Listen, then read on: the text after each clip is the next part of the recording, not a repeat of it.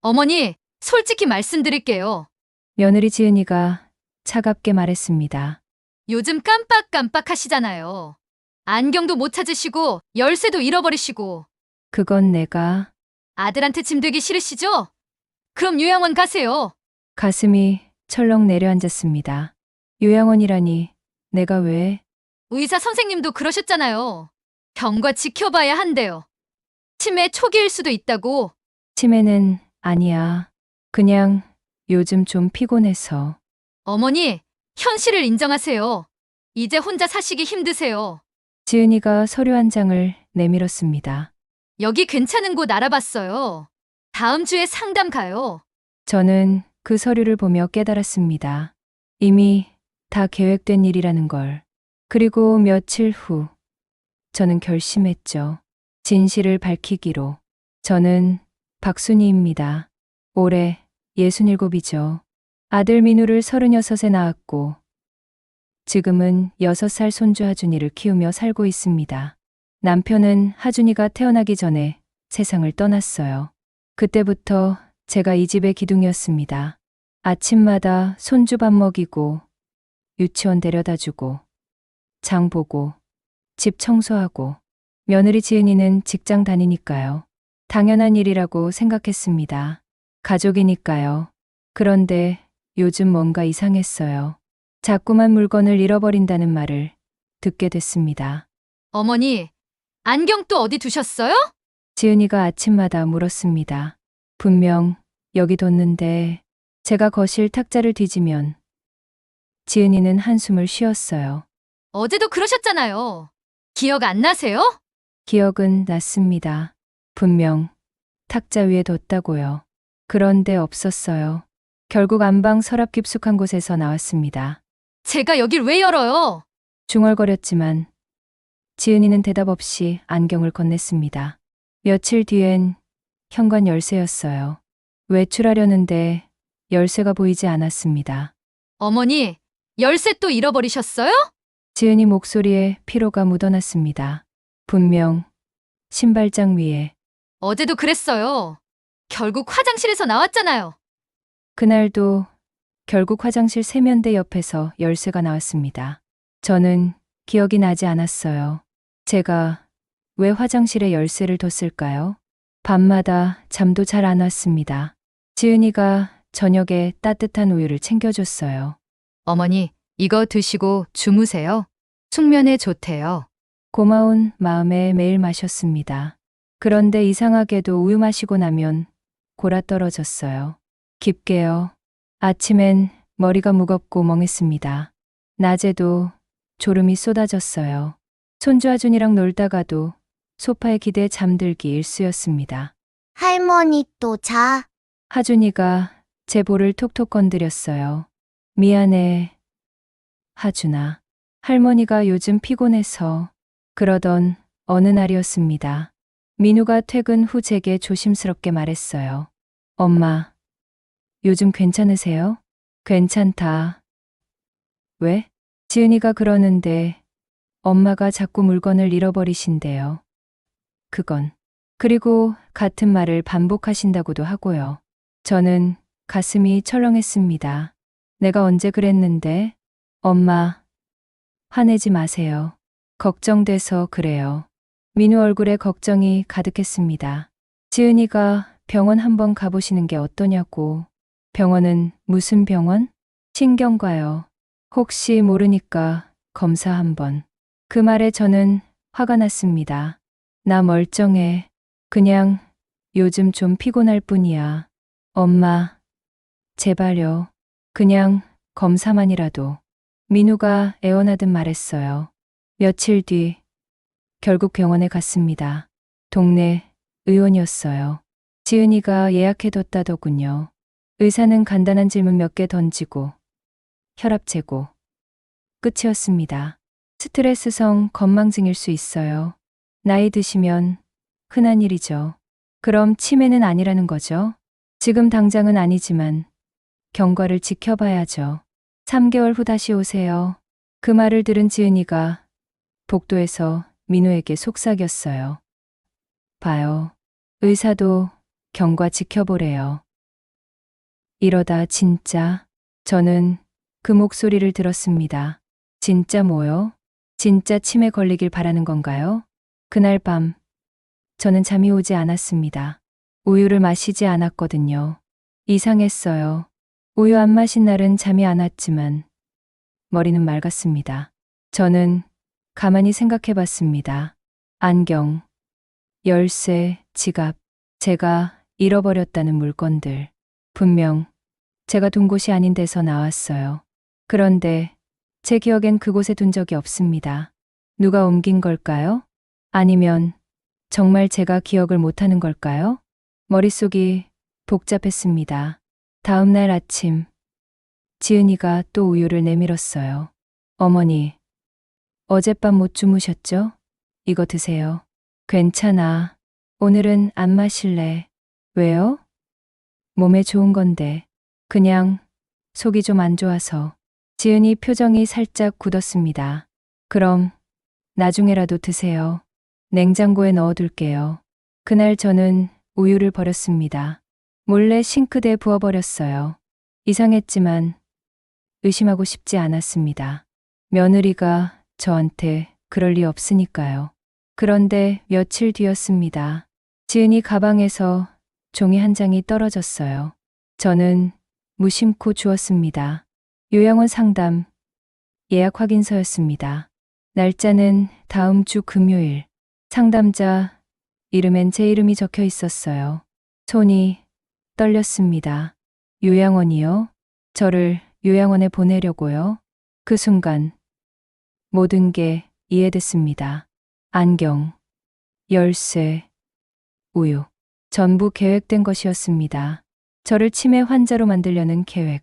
저는 종이를 원래 자리에 살짝 놓고 물러났습니다. 가슴이 두근거렸어요. 분노보다는 두려움이 먼저 왔습니다. 정말 그럴 수 있나요? 며느리가 저를 요양원에 보내려고 이런 짓을 했단 말인가요? 그날 밤, 저는 결심했습니다. 진실을 밝혀내야겠다고요.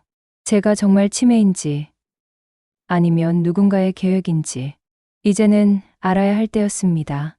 다음 날, 저는 혼자 대학병원을 찾아갔습니다. 민우와 지은이 몰래요. 신경과 예약을 잡았어요. 정밀 검사를 받고 싶습니다. 접수 데스크 직원에게 말했습니다. 보호자분은요? 혼자 왔어요. 저 스스로 결정했습니다. 직원은 잠시 망설이다가 예약을 잡아줬습니다. 일주일 뒤였습니다. 그 일주일 동안 저는 모든 걸 기록하기 시작했어요. 작은 수첩에 매일매일 일어난 일을 적었습니다. 안경 어디 뒀는지, 열쇠 어디 뒀는지, 지은이가 뭐라고 말했는지, 전부 다요. 그리고 우유는 절대 마시지 않았습니다. 신기하게도 잠은 잘 안 왔지만 머리는 점점 맑아졌어요. 물건도 잃어버리지 않았습니다. 드디어 대학병원 검사 날이었습니다. MRI, 혈액 검사, 인지 기능 검사. 몇 시간이 걸렸어요. 의사 선생님은 꼼꼼하게 질문했습니다. 최근 수면제나 진정제 복용하신 적 있으세요? 아니요. 그런데 며느리가 준 우유를 마셨어요. 숙면에 좋다고. 매일 드셨나요? 네. 한 달 정도요. 의사 표정이 약간 변했습니다. 혹시 그 우유 드신 증상이 더 심해졌나요? 네, 맞아요. 졸리고 머리가 무겁고. 그럼 우유 성분 확인이 필요할 수 있겠네요. 일주일 뒤 결과가 나왔습니다. 의사는 단호하게 말했어요. 치매 아닙니다. 뇌 구조 정상이고 인지 기능도 또래 평균 이상이세요. 그럼 왜 제가 그런 혈액 검사 결과 수면 유도 성분이 미량 검출됐습니다. 항히스타민제 계열이요. 그게 뭐죠? 감기약이나 수면 보조제에 들어가는 성분입니다. 장기 복용하면 졸음, 집중력 저하, 기억력 감퇴가 올 수 있어요. 저는 그제야 확신했습니다. 지은이가 우유에 뭔가를 탔다는 것을요. 진단서 떼주실 수 있나요? 물론이죠. 치매아님 소견으로 발급해드리겠습니다. 진단서를 받아든 제 손이 떨렸습니다. 분노가 치밀어 올랐어요. 하지만 참았습니다. 이제는 증거를 모아야 할 때였으니까요. 집으로 돌아오는 길, 저는 전자상가에 들렀습니다. 작은 CCTV 2대를 샀어요. 주방과 거실에 몰래 설치할 생각이었습니다. 그리고 녹음기도 하나 샀습니다. 이제 모든 준비는 끝났습니다. 며느리의 계획을 낱낱이 밝혀낼 준비 말이죠. 집에 도착하니 지은이가 저녁을 준비하고 있었어요. 어머니, 어디 다녀오셨어요? 산책 좀 했어. 요즘 혼자 다니시네요. 조심하세요. 지은이는 웃으며 말했지만 그 웃음이 이제는 가짜로 보였습니다. 저녁 드시고 우유 드세요. 오늘은 꼭 드셔야 해요. 알겠어. 저는 고개를 끄덕였습니다. 하지만 마실 생각은 없었어요. 이제 모든 게 달라질 겁니다. 진실이 밝혀질 날이 다가오고 있었으니까요. CCTV를 설치한 건 그날 밤이었습니다. 민우와 지은이가 잠든 후 저는 조용히 거실로 나왔어요. 책장 위, 화분 뒤에 작은 카메라를 숨겼습니다. 주방에는 전자레인지 옆 선반에 또 하나를 놓았어요. 렌즈는 아주 작았습니다. 눈치채기 어려울 정도로요. 핸드폰 앱과 연동해 두었어요. 실시간으로 확인할 수 있게요. 다음 날 아침, 지은이가 평소처럼 움직였습니다. 아침 준비를 하고 하준이를 깨우고 출근 준비를 했어요. 저는 방에서 핸드폰을 켰습니다. CCTV 화면이 선명하게 보였어요. 지은이가 주방에서 뭔가를 꺼내고 있었습니다. 작은 봉지였어요. 그걸 우유에 털어 넣더군요. 숟가락으로 저으면서 주위를 살폈습니다. 그리고 제 방으로 가져왔어요. 어머니, 우유 드세요. 고마워. 저는 받아들고 웃었습니다. 지은이가 나가자마자 우유를 화장실에 버렸어요. 영상은 이미 저장해뒀습니다. 이제 확실한 증거가 생긴 겁니다. 며칠 동안 같은 일이 반복됐어요. 지은이는 매일 아침 우유에 뭔가를 탔습니다. 저는 매일 그걸 버렸고요. 그리고 모든 영상을 저장했습니다. 열쇠와 안경도 마찬가지였어요. 제가 거실 탁자에 둔 안경을 지은이가 몰래 안방 서랍에 넣는 장면도 찍혔습니다. 현관 열쇠를 화장실 세면대로 옮기는 장면도요. 전부 다 증거였습니다. 일주일쯤 지났을 때였습니다. 지은이가 민우에게 전화를 했어요. 거실에서 통화하는 소리가 들렸습니다. 여보, 어머니 상태가 점점 안 좋아지는 것 같아요. 저는 방문을 살짝 열고 들었습니다. 어제도 약속 시간 까먹으셨어요. 그리고 같은 질문 3번 하셨고요. 거짓말이었습니다. 저는 아무 약속도 없었고 같은 질문도 한 적 없어요. 요양원 알아봐야 할 것 같아요. 진짜로요. 가슴이 뜨거워졌습니다. 분노보다는 슬픔이 먼저 왔어요. 며느리가 저를 이렇게까지 몰아갈 줄은 몰랐거든요. 다음 주에 상담 예약 잡았어요. 괜찮은 곳 있대요. 민우 목소리는 들리지 않았지만 지은이 말투로 짐작할 수 있었습니다. 민우도 동의하고 있다는 걸요. 통화가 끝나고 저는 방으로 돌아왔습니다. 녹음기를 확인했어요. 모든 대화가 녹음돼 있었습니다. 이제 증거는 충분했습니다. 하지만 아직 부족했어요. 결정적인 한 방이 필요했습니다. 그래서 저는 변호사 사무실을 찾아갔습니다. 동네에서 조금 떨어진 곳이었어요. 젊은 변호사가 저를 맞았습니다. 어떻게 오셨어요? 재산, 보호 상담받으러 왔습니다. 저는 차분하게 상황을 설명했어요. CCTV 영상과 녹음 파일도 보여줬습니다. 변호사 표정이 점점 굳어졌어요. 이건 명백한 사기 시도입니다. 법적 조치 가능해요. 고소까지는 하고 싶지 않아요. 가족이니까요. 그럼 예방 조치만 하시겠다는 거죠? 네.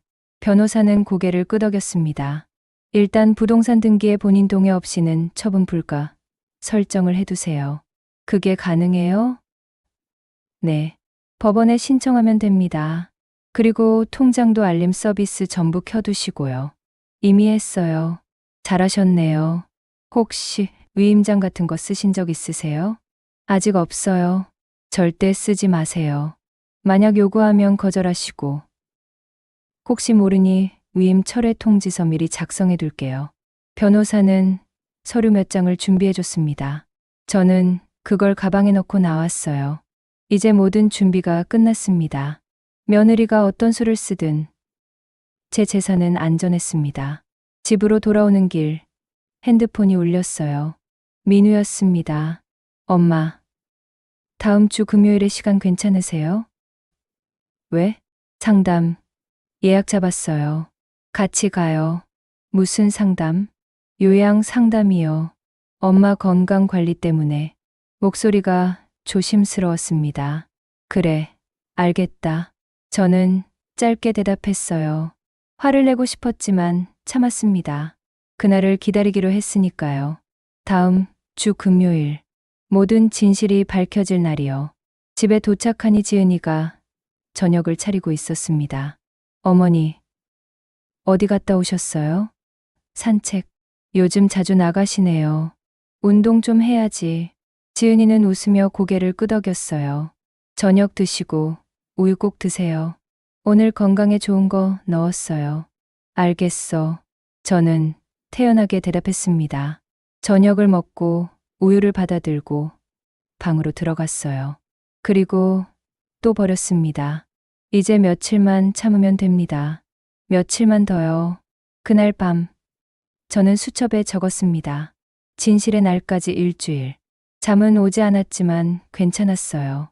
머리는 맑았고 계획은 완벽했으니까요. 다음 날 아침, 지은이가 물었습니다. 어머니, 금요일에 상담 간다는 거 아시죠?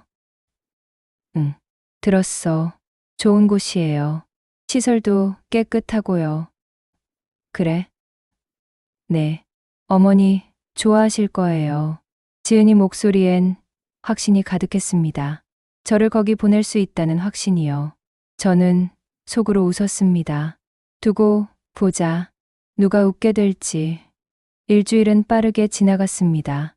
그동안 저는 모든 증거를 다시 정리했어요.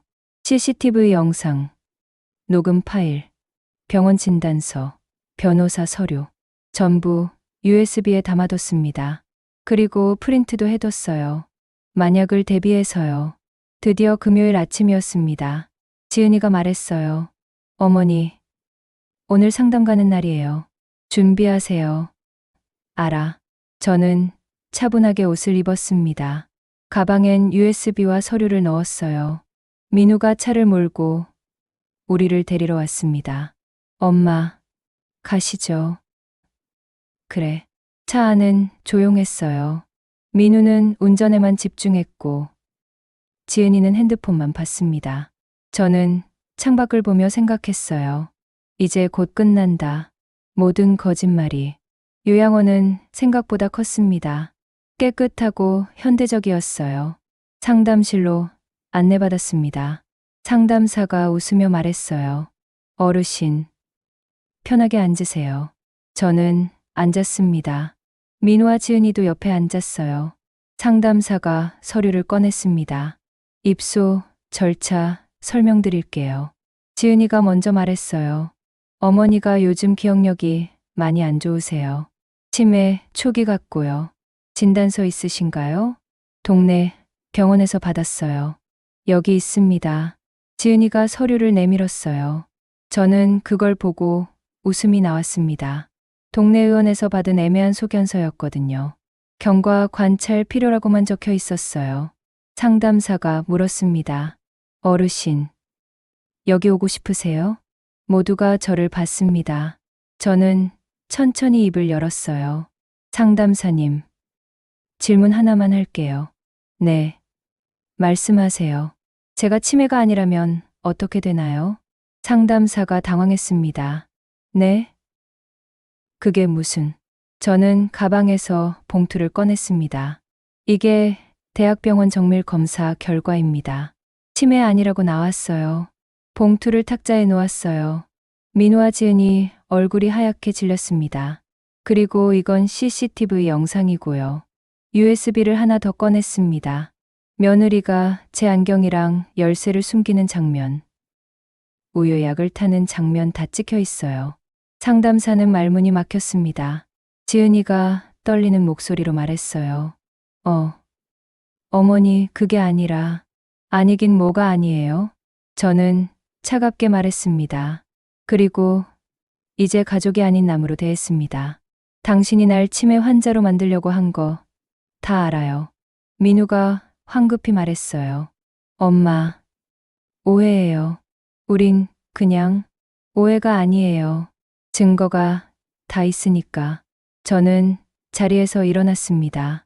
상담사님, 저는 입수 안 합니다. 실례했어요. 그리고 상담실을 나왔어요. 뒤에서 민우가 쫓아왔습니다. 엄마, 기다려요.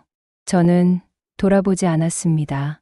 주차장까지 걸어가서 택시를 불렀어요. 민우가 제 팔을 잡았습니다. 엄마, 진짜 오해예요. 우린 엄마 걱정해서. 걱정은 무슨, 내 집 걱정했겠지. 저는 팔을 뿌리쳤습니다. 이제 집에서 얘기합시다. 제대로. 택시가 도착했어요. 저는 타고 떠났습니다. 백미러로 보니 민우와 지은이가 멍하니 서 있었어요. 이제 진짜 시작입니다. 모든 걸 정리할 시간이 왔으니까요. 택시에서 내려 집으로 들어왔습니다. 손이 떨렸어요. 분노 때문인지 긴장 때문인지 알 수 없었습니다. 거실, 소파에 앉아 심호흡을 했어요. 진정해. 아직 끝난 게 아니야. 민우와 지은이는 1시간쯤 뒤에 돌아왔습니다. 현관문이 열리는 소리가 들렸어요. 두 사람 다 말이 없었습니다. 거실로 들어온 지은이가 조심스럽게 말했어요. 어머니, 앉아요. 저는 차갑게 말했습니다. 민우와 지은이가 소파에 앉았어요. 둘 다 고개를 숙이고 있었습니다. 이제 솔직하게 얘기해 봅시다. 저는 팔짱을 꼈어요. 왜 날 요양원에 보내려고 했어요? 지은이가 입술을 깨물었습니다. 민우가 대신 말했어요. 엄마, 우린 정말 엄마 걱정해서. 거짓말 그만해요. 저는 목소리를 높였습니다. CCTV 영상 다 봤어요. 우유에 약 타는 것도, 내 물건 숨기는 것도. 지은이 얼굴이 새하얘졌어요. 그건 어머니가 요즘 잠을 못 주무셔서. 그래서 몰래 수면제를 탔다고요? 수면제 아니에요. 그냥 숙면 보조제. 약사 처방 없이 먹인 거면 불법이에요. 저는 단호하게 말했습니다. 그리고 내 물건 숨긴 건 뭐예요? 그것도 날 위해서였어요? 지은이가 울먹였습니다. 어머니, 미안해요. 하지만 우리도 힘들었어요. 힘들긴. 누가 힘들어요? 육아하면서 직장 다니고 어머니 모시고 너무 버거웠어요. 그래서 날 치매 환자로 만들어서 요양원에 보내려고 한 거예요? 침묵이 흘렀습니다. 민우가 떨리는 목소리로 말했어요. 엄마 집도 좁고 하준이 키우기도 힘들고 집이 좁으면 너희가 나가면 되잖아요. 왜 날 쫓아내려고 해요? 쫓아내는 게 아니라 그럼 뭐예요? 요양원이 뭐예요? 내가 원해서 가는 곳이지. 버려지는 곳 아니에요. 제 목소리가 떨렸습니다. 이 집은 내 집이에요. 내가 평생 일해서 지킨 집이고요. 지은이가 고개를 들었습니다. 눈물이 그렁그렁했어요. 어머니, 우리도 이해해 주세요. 우리도 살아야 해요. 그래서 날 속인 거예요? 치매 환자로 만들어서? 속인 게 아니라 정말 걱정돼서 그랬어요. 거짓말 그만해요. 저는 소리쳤습니다. 녹음 파일도 다 있어요. 당신이 민우한테 전화해서 한 말 전부요. 지은이 얼굴이 굳었습니다. 무슨 녹음이요? 이번에 모시면 집 문제도 정리되잖아. 이렇게 말했죠. 저는 핸드폰을 꺼내 재생 버튼을 눌렀습니다. 지은이 목소리가 또렷하게 흘러나왔어요. 어머니 요양원 보내면 우리가 집 쓸 수 있잖아요. 하준이 방도 만들고. 민우 목소리도 들렸습니다. 그래도 엄마한테 미안하지 않아? 미안하긴요. 우리 인생도 중요해요. 녹음이 끝나자 거실은 조용해졌습니다. 민우는 고개를 떨구고 있었고 지은이는 눈물을 흘렸어요. 이제 알겠어요? 저는 차갑게 말했습니다. 당신들이 날 어떻게 생각했는지. 어머니, 나도 사람이에요. 감정이 있어요. 목이 메었습니다. 내가 얼마나 외로웠는지 알아요? 내 며느리가, 내 아들이 날 버리려고 한다는 걸 알았을 때 지은이가 울음을 터뜨렸습니다. 미안해요, 어머니. 정말 미안해요. 미안하다고 끝나요? 저는 가방에서 서류를 꺼냈습니다. 이게 뭔지 알아요?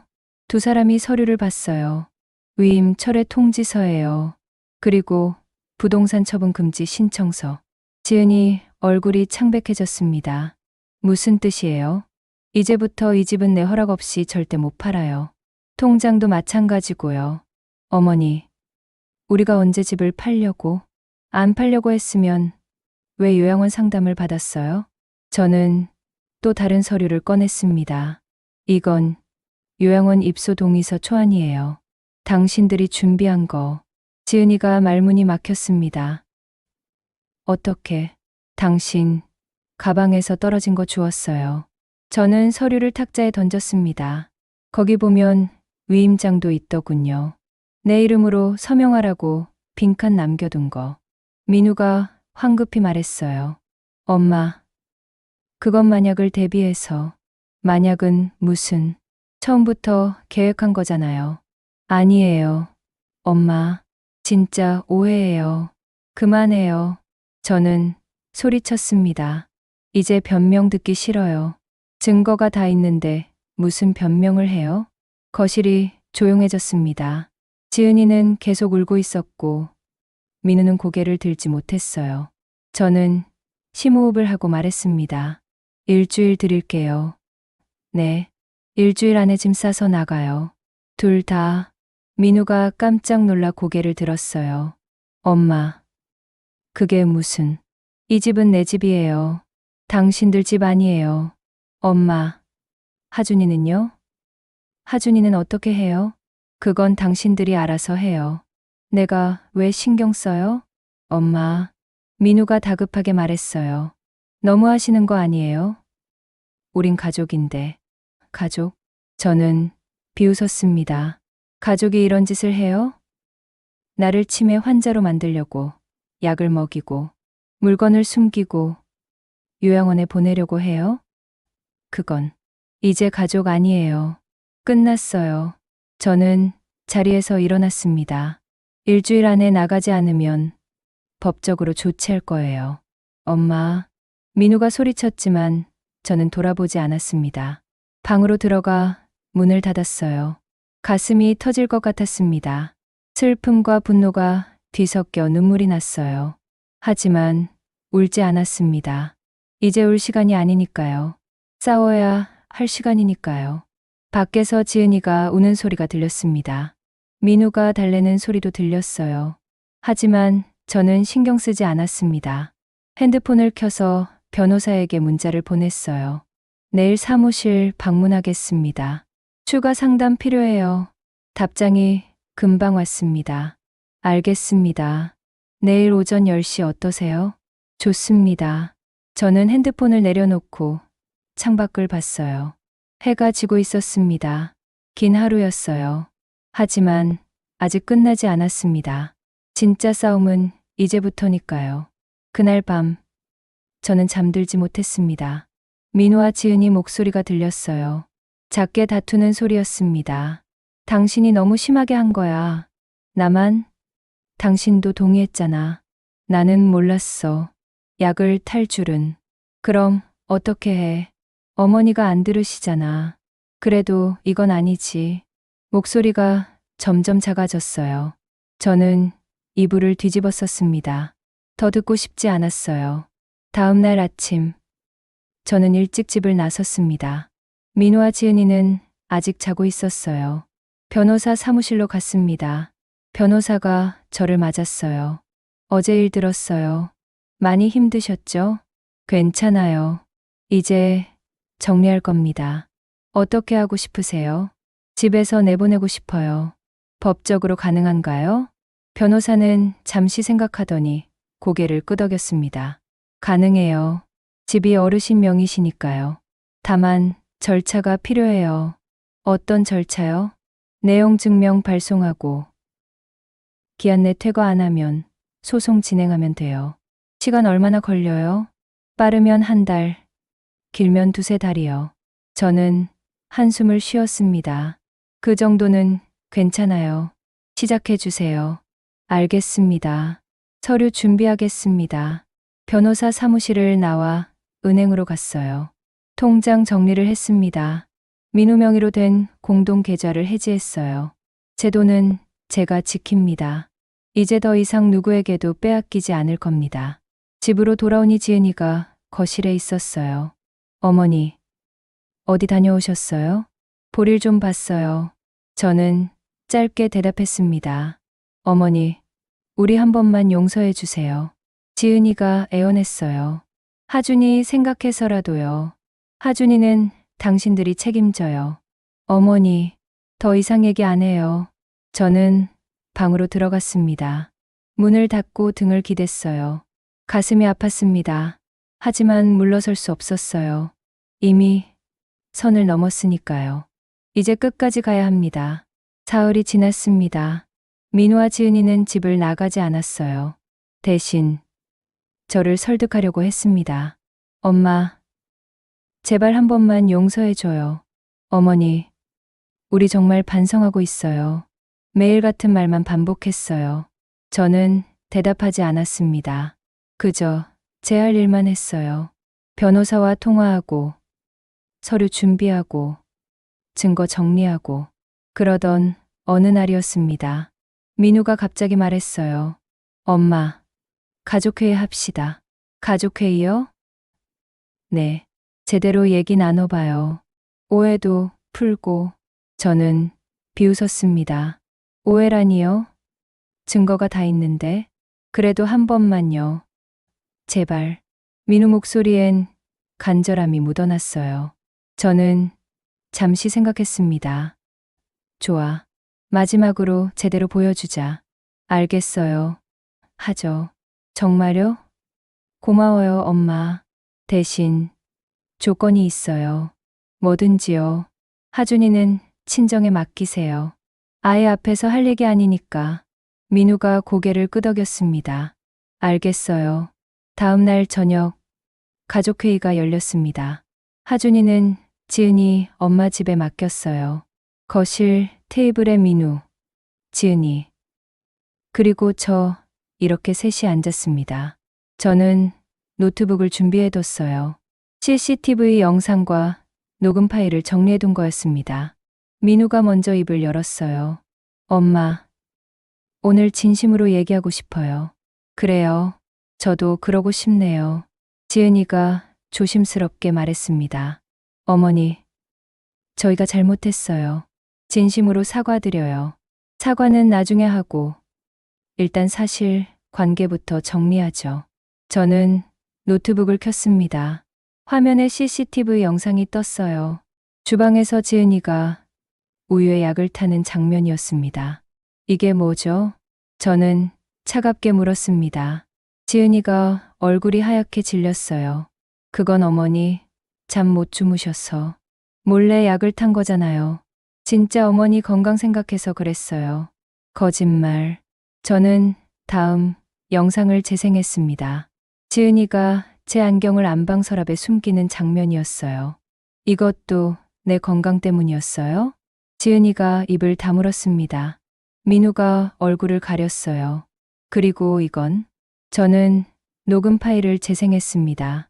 지은이 목소리가 흘러나왔어요. 이번에 모시면 집 문제도 정리되잖아요. 어머니 요양원 보내면 우리가 집 쓸 수 있고. 거실이 조용해졌습니다.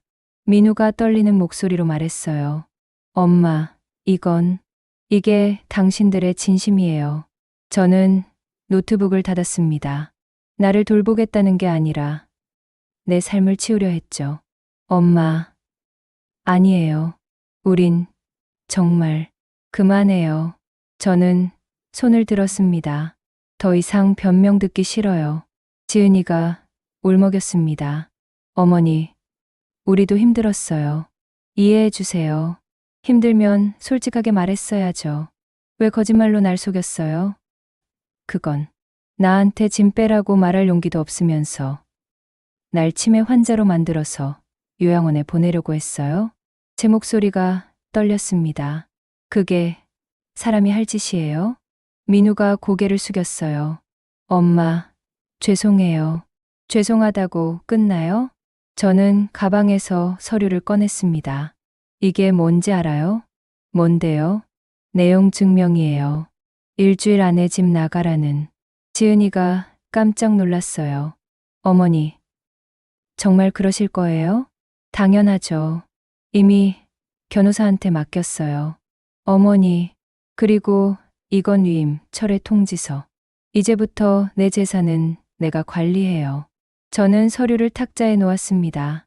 집도, 통장도, 전부 내 결정으로만 움직여요. 민우가 황급히 말했어요.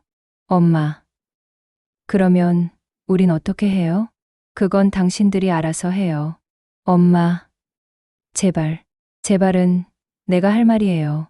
저는 목소리를 높였습니다. 제발 날 사람 취급해달라고요. 거실이 조용해졌습니다. 저는 숨을 고르고 말했어요. 나도 사람이에요. 감정이 있고 자존심이 있어요. 엄마, 당신들이 날 어떻게 봤는지 알아요? 그냥 짐이에요. 치워야 할 짐. 눈물이 났습니다. 그게 얼마나 아픈지 알아요? 지은이가 울음을 터뜨렸어요. 어머니, 진심으로 미안해요. 우리가 잘못했어요. 미안하다고 용서되는 게 아니에요. 저는 눈물을 닦았습니다. 이미 선을 넘었어요. 돌이킬 수 없어요. 민우가 무릎을 꿇었습니다. 엄마, 한 번만요. 한 번만 용서해 주세요. 일어나요. 엄마, 일어나라고요. 저는 소리쳤습니다. 그렇게 빌어도 소용없어요. 이미 결정했어요. 엄마, 우린 어디 가요? 알아서 해요. 전셋집 구하든 월세 구하든. 돈이 없는데 어떻게? 그것도 내 문제 아니에요. 저는 자리에서 일어났습니다. 일주일 드렸어요. 그 안에 나가세요. 어머니, 정말 이러실 거예요? 지은이가 울면서 말했어요. 우리 정말 어디 갈 데 없어요. 하준이는요? 하준이는 당신들이 책임져요. 어머니, 끝났어요. 더 이상 얘기 없어요. 저는 방으로 들어갔습니다. 문을 닫고 등을 기댔어요. 가슴이 미어졌습니다. 하지만 후회는 없었어요. 제가 할 수 있는 최선이었으니까요. 밖에서 민우와 지은이가 우는 소리가 들렸습니다. 하지만 저는 문을 열지 않았어요. 이제 끝입니다. 정말로 끝났어요. 다음 날, 저는 부동산에 갔습니다. 집을 정리하기로 했어요. 금매로 내놓겠습니다. 네. 왜요? 좋은 집인데. 사정이 생겼어요. 빨리 팔고 싶어요. 알겠습니다. 최선을 다해볼게요. 집을 나와 바닷가를 검색했습니다. 작은 전원주택을 알아봤어요. 혼자 살기 딱 좋은 곳이었습니다. 이제 새 출발을 준비할 시간이었어요. 민우와 지은이 없는 오롯이 제 삶으려. 일주일이 지났습니다. 민우와 지은이는 집을 나갔어요. 친구 집에 얹혀 산다고 하더군요. 떠나는 날, 민우가 마지막으로 말했습니다. 엄마, 정말 이렇게 끝내는 거예요? 그래요. 저는 짧게 대답했어요. 후회 안 하세요? 후회는 당신들이 하세요. 민우는 더 이상 말하지 않았습니다. 짐을 다 싸서 나갔어요. 현관문이 닫히는 소리가 들렸습니다. 저는 빈 거실을 바라봤어요. 조용했습니다. 하지만 편안했어요. 이제 제 집이었으니까요.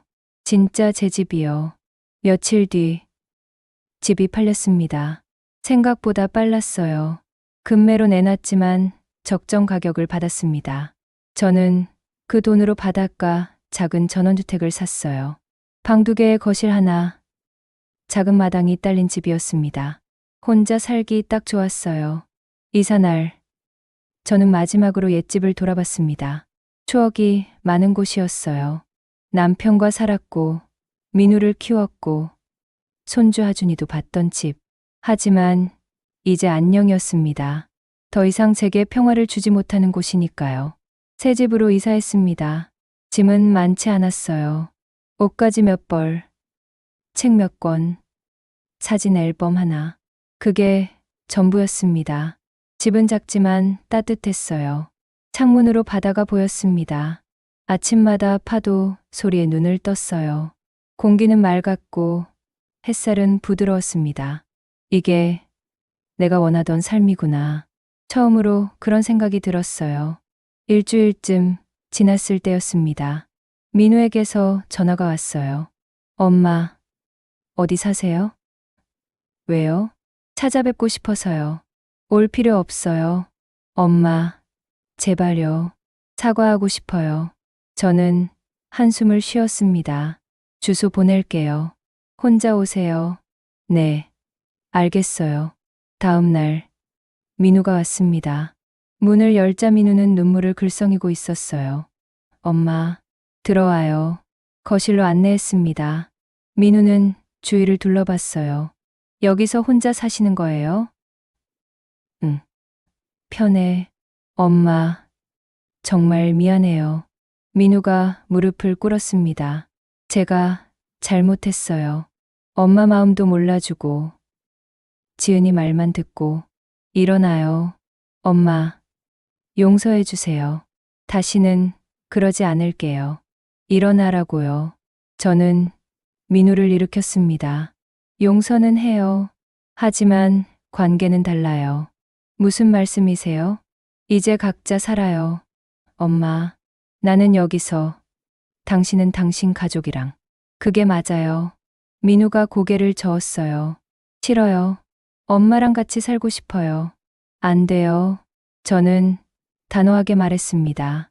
이미 선을 넘었어요. 다시는 못 돌아가요.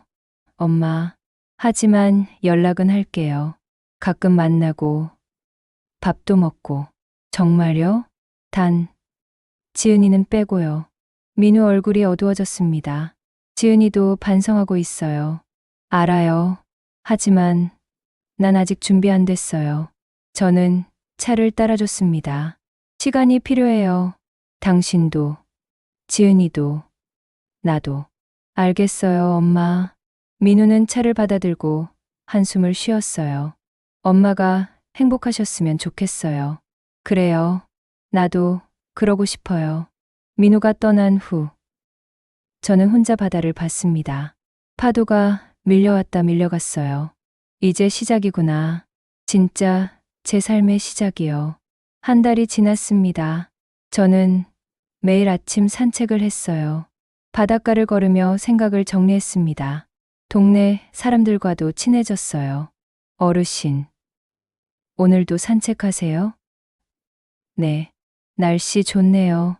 혼자 사시죠? 불편하지 않으세요? 아니에요. 오히려 좋아요. 정말이었어요. 혼자 사는 게 외롭지 않았습니다. 오히려 자유로웠어요. 아무도 저를 짐으로 보지 않았고, 아무도 저를 속이지 않았으니까요. 어느 날이었습니다. 지은이에게서 문자가 왔어요. 어머니, 정말 죄송합니다. 용서해 주세요. 저는 한참을 바라보다가 답장을 썼습니다. 용서는 했어요. 하지만 잊지는 않을 거예요. 답장은 오지 않았습니다. 며칠 뒤 민우가 다시 전화했어요. 엄마, 밥 같이 먹어요. 그래. 언제? 이번 주말 괜찮으세요? 좋아. 주말에 민우를 만났습니다. 한정식집에서 밥을 먹었어요. 민우는 여전히 조심스러웠습니다. 엄마, 요즘 어떻게 지내세요? 잘 지내. 너는? 저도 뭐, 그럭저럭요. 하준이는 잘 크고 있어요. 엄마 보고 싶어 해요. 저는 잠시 생각했습니다. 다음 주에 보자. 하준이만. 정말요? 응. 아이한테는 죄가 없으니까. 민우가 환하게 웃었어요. 고마워요, 엄마. 대신 지은이는 안 돼. 알겠어요. 다음 주 하준이를 만났습니다. 바닷가 모래사장에서 놀았어요. 할머니, 여기 좋아. 그래, 할머니도 좋아. 하준이는 변함없이 밝았습니다. 모래성을 쌓고 조개 껍데기를 주었어요. 저는 하준이를 보며 웃었습니다. 이 아이는 지켜줘야지. 하지만 함께 살 생각은 없었어요. 저는 지켜야 하니까요. 그날 저녁 민우에게 말했습니다. 앞으로도 가끔 하준이 보러 올게요. 정말요? 고마워요, 엄마. 대신 조건이 있어요. 뭐든지요. 나한테 재산 얘기 꺼내지 마세요. 내 집, 내 돈 얘기 일체. 민우가 고개를 끄덕였어요. 알겠어요. 절대 안 할게요. 그리고 요양원 얘기도 꺼내지 마세요. 내가 결정할 일이에요. 네, 엄마. 약속해요? 약속할게요. 민우는 진심이었습니다. 눈빛이 달랐어요. 이제야 제대로 된 아들로 돌아온 것 같았습니다. 2달이 지났습니다. 저는 완전히 새로운 삶에 적응했어요. 아침마다 바다를 보고 동네를 산책하고 책을 읽었습니다. 가끔 민우와 하준이를 만났어요. 지은이는 여전히 만나지 않았습니다. 아직은 아니었어요. 언젠가는 만날 수 있을지도 모르지만 지금은 아니었습니다. 어느 날 아침이었습니다. 저는 거울을 보며 중얼거렸어요. 박순이, 오늘도 괜찮아. 매일 아침마다 하는 말이었습니다. 제 이름을 먼저 부르는 것. 그게 제가 존재한다는 증거였으니까요. 누군가의 엄마가 아니라, 누군가의 할머니가 아니라, 그냥 박순이로 사는 것. 그게 제가 원했던 삶이었어요. 창문을 열자 바람이 들어왔습니다. 바다 냄새가 났어요. 파도 소리가 들렸습니다. 저는 깊이 숨을 들이마셨어요. 좋다. 이 삶이 좋아. 진심이었습니다. 이제 제 삶은 제가 선택합니다. 누구도 빼앗을 수 없어요. 오늘도 저는 박순이로 살아갑니다. 당당하게요. 오늘도 사연을 들어주셔서 감사합니다.